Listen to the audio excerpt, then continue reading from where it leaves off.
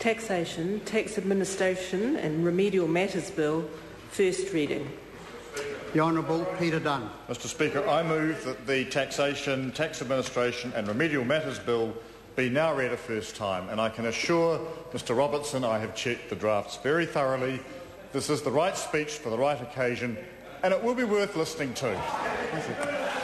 Mr Speaker, at the end of this debate I will be recommending to the House that this bill be referred to the Finance and Expenditure Committee for consideration.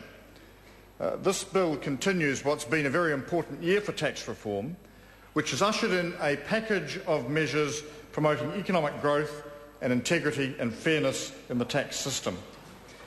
And a key focus of this bill, the Taxation, Tax Administration and Remedial Matters Bill, is on efficiency and on reducing compliance costs.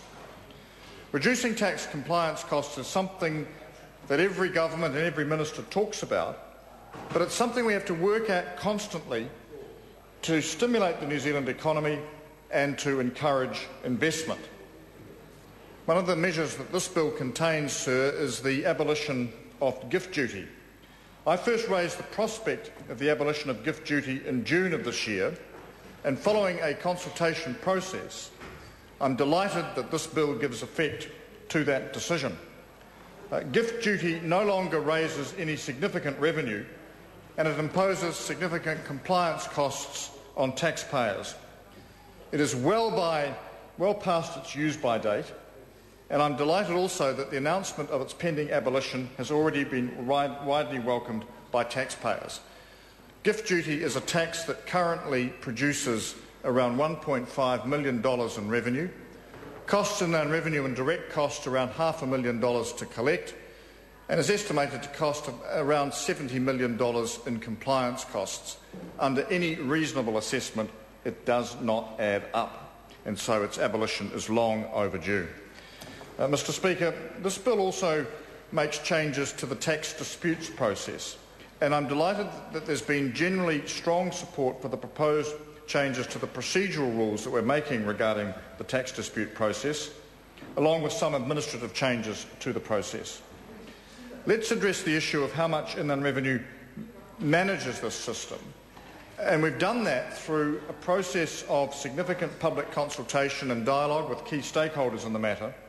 So I'm confident that the measures that are contained in this bill will make for a more streamlined process for all concerned. Mr Speaker, the bill also introduces changes to the tax administration rules to relax secrecy provisions under specific criteria. The changes being contemplated here will provide better value for money across the public service, with improved speed, accuracy and certainty of information through wider use of Inland Revenue information. Currently, the tax secrecy provisions are so tight that they actually prevent Inland Revenue providing better customer service. And providing Inland Revenue with greater ability to provide information will enable us to improve efficiency in the public service, provide a better customer service and efficiently operate the tax system. And this bill introduces measures which give effect to all those requirements.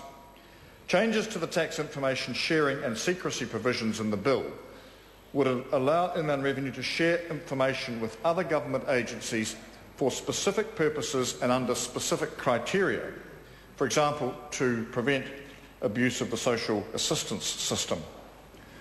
Under the current rules, it is also unclear whether Inland Revenue can accept the assistance of a relative or a friend helping a taxpayer who is a non-English speaker or who has hearing difficulties, even if the taxpayer has given their permission to be so helped. And this bill seeks to tidy up those sorts of anomalies. Because the tax system fundamentally relies on the ability of taxpayers to trust Inland Revenue with the information they provide. The changes to the secrecy provisions are therefore only being proposed under very carefully prescribed criteria. In addition, the bill also clarifies the use of money interest rules that apply to underpayments of tax to retrospectively give taxpayers greater certainty that this interest is in fact deductible for income tax purposes. The remaining items in the bill, such as enhancements to the tax pooling rules and technical changes to the PI rules, are mainly remedial in nature to ensure that those respective rules work as intended. So this is a brief description of some of the main features of this bill. For a more complete discussion of the proposals, I refer members to the separate commentary on the bill, which describes the changes in detail and which has been separately distributed to members. Overall, this bill will continue the focus on positioning the New Zealand economy well for future economic growth and for a world-class tax system. And I therefore, with pleasure, Sir, commend the Taxation, Tax Administration and Remedial Matters Bill to the House.